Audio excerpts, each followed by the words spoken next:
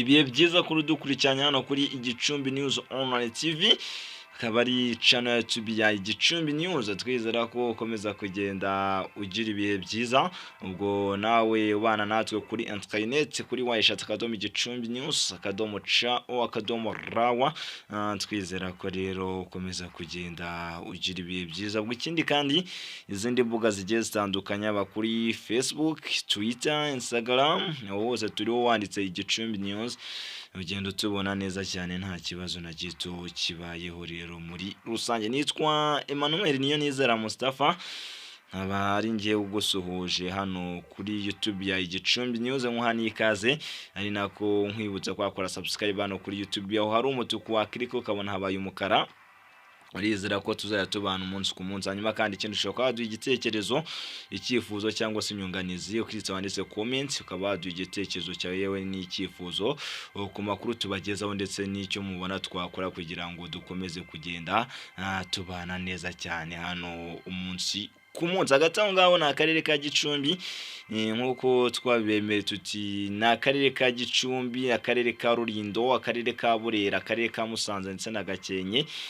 Ko inkuru havugwa yose tuzajya tuyizana hano tuyigarukeho, tugisesengure turebe gahunda zimeze zite. Nubwo Igicumbi News twaje kugira ngo tubagezeho amakuru avugwa hirya no hino mu isi, tugende tuyacukumbura, ariko by'umwihariko mu ntara y'Amajyaruguru, bitewe n'uko Igicumbi News ikorera mu ntara y'Amajyaruguru, amakuru agenda havugwa yose ni hamahangaha kugira ngo tuyazane tugende tuyagarukaho muri rusange. Niyo mpamvu uyu munsi tugiye kwerekeza mu karere ka Gicumbi, aho mu karere ka Gicumbi rero naho ibintu navuga ko bibabaje muri rusange, aho umukobwa yinjiye mu bitaro bya Byumba rero agahaba amafaranga abarwayi, arangije ngo ahita yiyahura. Akaba ariko byaje kuza kuba bigenderaho ku mugoroba kuri wa kabiri, akaba ari tariki ya 24 Ugushyingo 2021 hagana saa 12 n'igice z'umugoroba.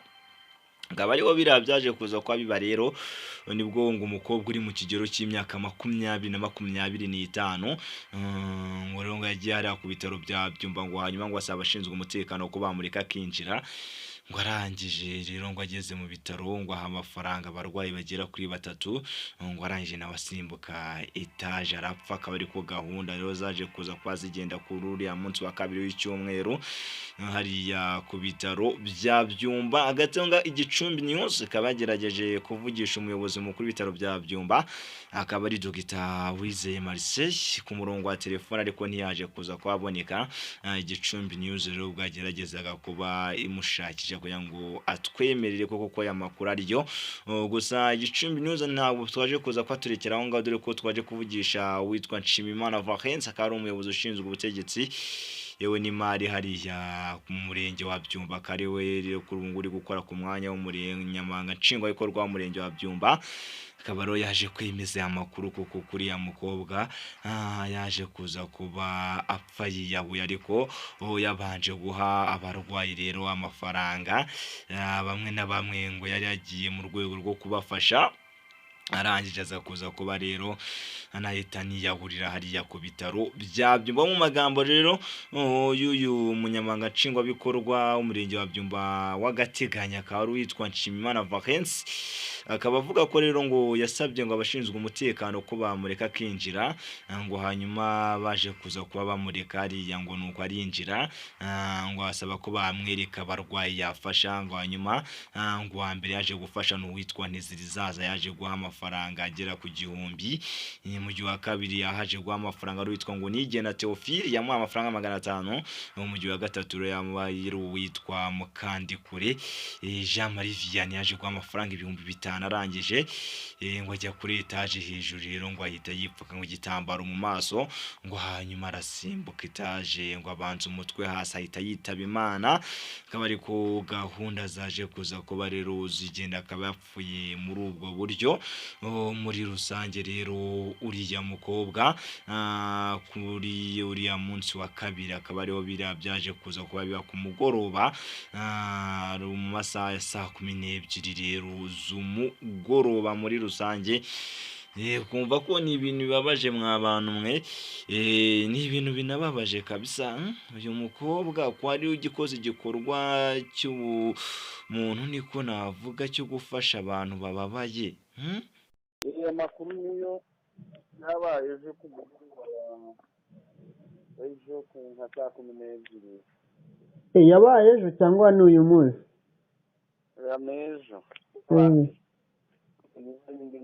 Ari ndi kwese yabaye byabaye ejo. Saa 12. Saa 12 z'umugoroba? Saa 12. Hagati ya saa 12 na saa 12 n'igice.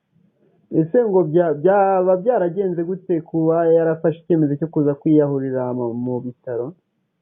Ntabwo natwe tuzi impamvu, ariko uko byagenze yahageze, yeze hariya abaza abatekinisiye baganga mbere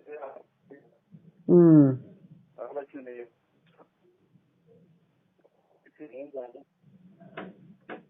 baramwemerera arinjira, banamwereka bakeneye magana yatanze 6,500. Abiha abantu 3. Yabihaye abantu 3 6,500. Ariko b'abarwayi bari hariya mu bitaro. Yarangije ajya muri etaje hejuru, nyuma kuri igitambaro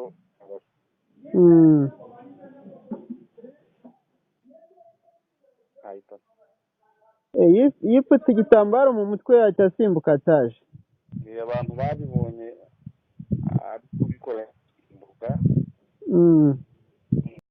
Kuki wagiye kuko kwiyambura ubuzima, kumva ni ibintu bibabaje kabisa muri rusange, dore ko uyu mukobwa kuri ubu ngubu n'amakuru natwe dufite na n'ubu tukigerageza gushakisha, ntabwo haramenyekana neza byimbitse aho uriya mukobwa rero akomoka muri rusange, nk'uko n'uyu muyobozi ushinzwe umurenge wa Byumba agendaga abigarukaho, akaba avuga ko rero ngo barebye mu isakoshi ye, ngo hanyuma ngo barebe ibyangombwa bye aho yari aturutse, ngo ariko ngo amakuru akavuga ko aturuka mu murenge wa Mutete mu karere ka Gicumbi.